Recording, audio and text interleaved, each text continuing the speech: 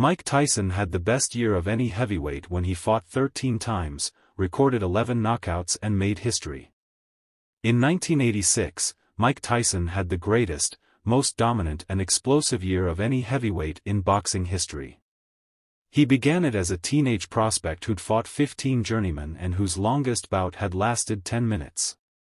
By the end of 1986, Tyson had won an astonishing 13 fights, 11 by knockout, within a single year and was the youngest heavyweight world champion of all time. Above the statistical supremacy, the ferocity of displays stood out. Tyson demolished foes with devastating combinations, got battle-tested in a few tough outings and delivered some iconic quotes. And he ended it all with the green WBC belt around his waist. Other heavyweights have scored more impressive one-off wins.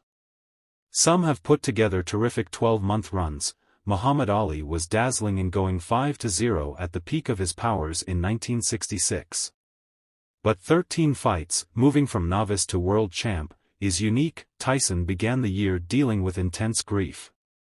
His trainer and guardian Cus D'Amato, who had officially adopted Tyson, had died in November 1985. Tyson channeled the anguish into his performances, however, determined to prove Cus right about his young heavyweight's potential. In January, David Jocko and Mike Jameson were cut down as the sawn-off Brooklynite blitzed right through them.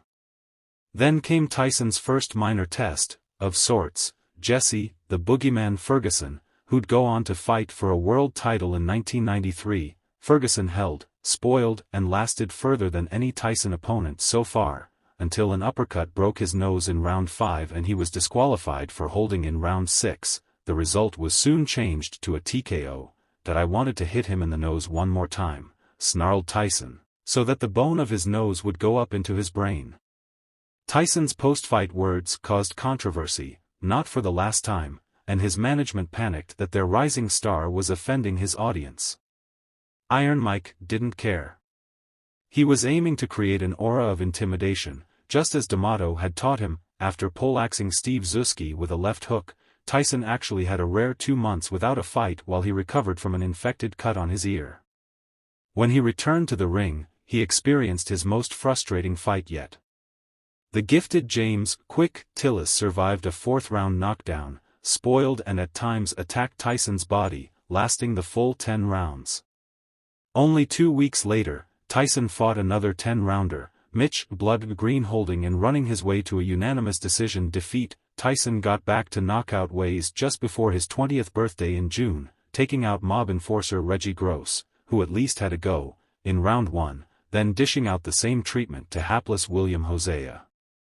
Lorenzo Boyd lasted until round 2, despite having his nose broken by the first punch Tyson landed.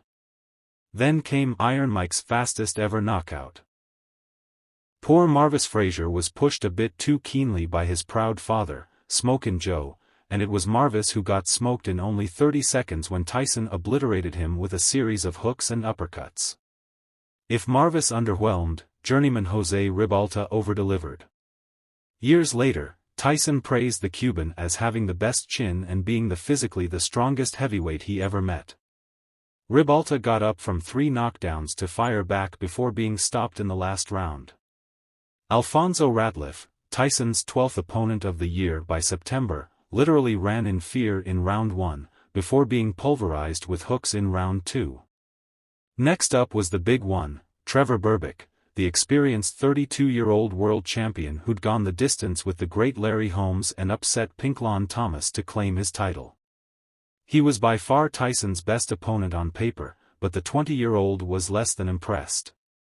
"Was that tape in slow motion?" asked Tyson when shown a video of Berbick's win over Thomas. Berbick attempted to play pre-fight mind games by insisting on wearing all black, meaning the challenger would have to change out of his usual getup. Instead, Tyson just paid a $5,000 fine and wore black anyway, coming to the ring full of rage, not helped by his case of gonorrhea. Trevor unwisely decided to meet Tyson head-on with predictable results. He barely survived the first round, before a Tyson left hook sent him spectacularly sprawling and collapsing across the ring, but in a way, 1986 was also a high point for Tyson.